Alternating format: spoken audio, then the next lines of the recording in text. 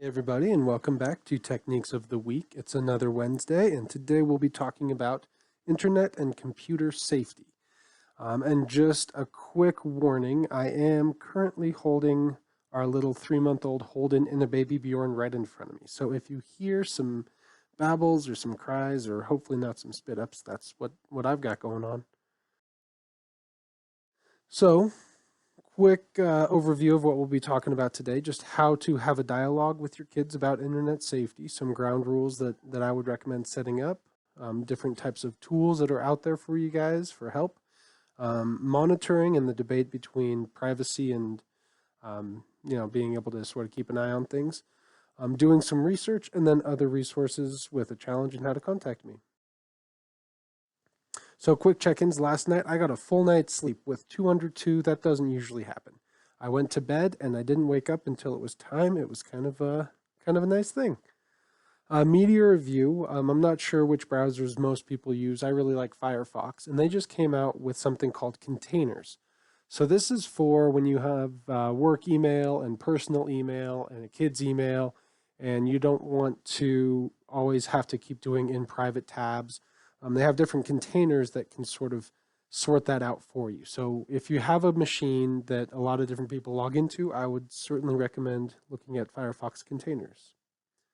And then a random fact for today, the first known hack was actually called scientific hooliganism, and it occurred in 1903 with the telegraph.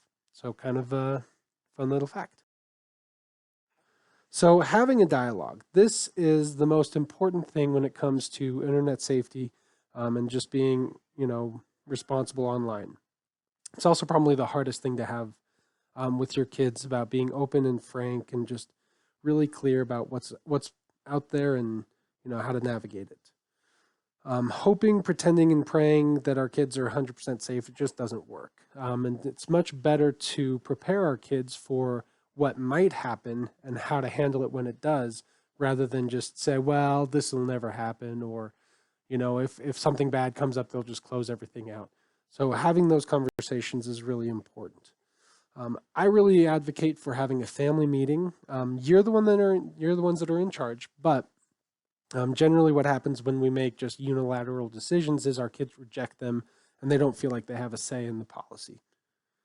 And then the other thing is this isn't a one-time conversation. Technology changes. There's always new apps coming out, new things to research, new devices. So we need to have this conversation often. So some ground rules to think about, and there's no right or wrong. Every family is going to be different, but just some things to talk about when you're having that conversation are going through what websites are appropriate, what are not, what are the various levels of personal information. So it's not just some things are personal and can't be shared. There's varying levels to what personal information might look like. And then what is appropriate and not appropriate online behavior, what settings will be used for browsing, privacy, or security, what to do when something online makes us uncomfortable. So we want to be able to have our kids come to us when they find something uncomfortable and be able to have a conversation about it rather than just pretending it doesn't exist. I would really consider typing them up and posting them, maybe like right by the computer or on the wall or as a background, just so that they're there and, they stay at the forefront of our mind.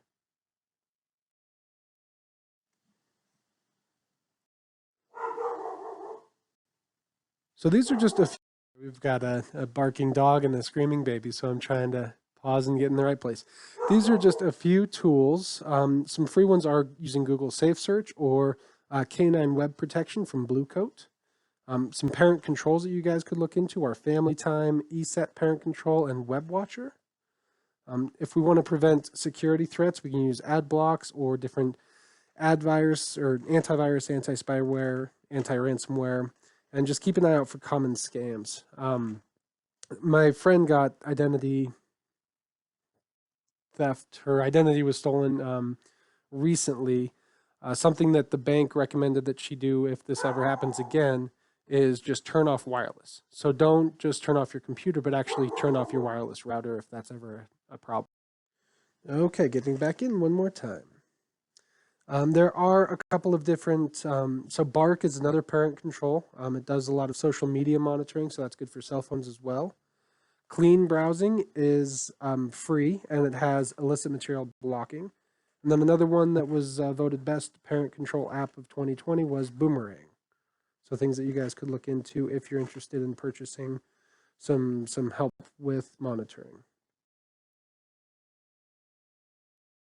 On that note, monitoring. This is something that we need to do to make sure that our kids stay safe. So we want to avoid using devices in isolation, unless we're actually just putting the devices in timeout, which is another good idea sometimes. But we want to keep them in public spaces of the home and really carefully consider any use of electronics in the bedroom. Even if you don't know that they are Wi-Fi capable, we don't really know what all apps are out there, and especially if it's a device that has a camera on it. Just scary things happen when electronics are in the bedroom or the bathroom. And there is a lot of gray area here. So again, this is going to be different for every family, but we have to define what is monitoring, what is spying.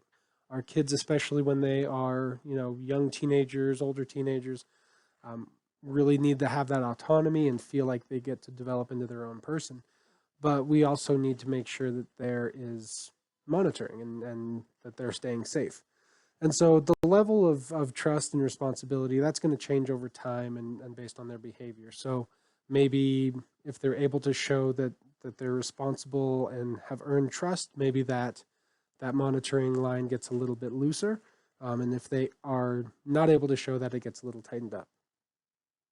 And another big one is to limit screen time. And obviously, that's a lot easier said than done. But this way, if you're limiting screen time, the battle is more objective. It's not necessarily about what content you're allowed or not allowed to go on. It's more about, well, the device is either on or off. So it's a bit more of an objective fight. And it's not really just hours of screen time total, it's hours of operation. So and in my house, we try to stick to, we let our 21-month-old go on YouTube Kids. Not the greatest thing, but she does get to go on YouTube Kids while I'm cooking dinner.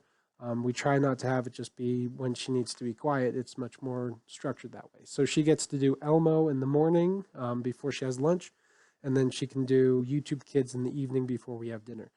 And I'm hoping that that's a good balance, but again, different for every family.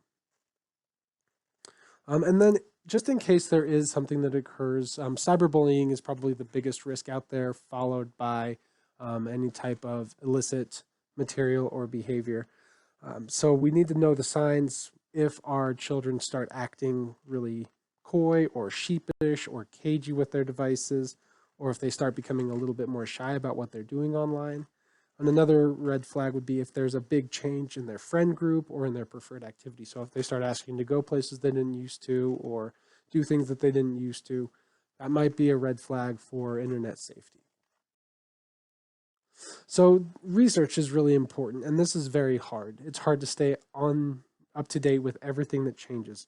Internet Safety 101 has a pretty exhaustive list of terminology and new apps, but there's always going to be a new app. So it's just important to continue to do your research and know about what the different apps are. In another slide, I'll tell you about a resource that will help you look through what the apps are and what the level of concern should be. So some acronyms, there's a ton of different text message acronyms and things that you could peruse on internetsafety101.org. But just really quickly, if you ever see CD9, that's code 9, or PIR or P911, those are just essentially little quick texts to say, my parents are in the room, so I can't talk about something inappropriate right now. So if you hear your kids saying those, that's what those mean. So some other resources, NetSafe Utah is really, really a cool website. It's got resources for young kids, older kids, and parents and teachers. I'd really recommend going there. And in fact, that's my challenge for you guys today. Common Sense Media is really good for movie reviews, game reviews, app reviews, figuring out what's appropriate and not appropriate. And then there's also, this is an Australian website, but it's got a lot of really great information about how COVID-19 has changed our access. So it obviously is necessary to be online for education right now, but also navigating what that could mean in the state of our current pandemic. And then the Federal Trade Commission also has something called On Guard Online. I didn't include the link because it's ridiculously long, but it's got something called NetCetera toolkits. So you could actually go through as a family and run through those toolkits. And then this is the last one, Protect Young Eyes. It is a little bit different because I believe it's faith-based, but it does have a really great explanation of a lot of different parenting tools and apps that kids get on. So it's worth taking a look. My challenge to you guys is to do exactly that. Just take a look at some of these resources, take the internet safety quiz. I'm really embarrassed about this, but it was a 5-question quiz and I missed more than one. So I thought I knew everything. Turns out I don't. Just best ways to contact me as usual. We'll see you guys next time. Take care.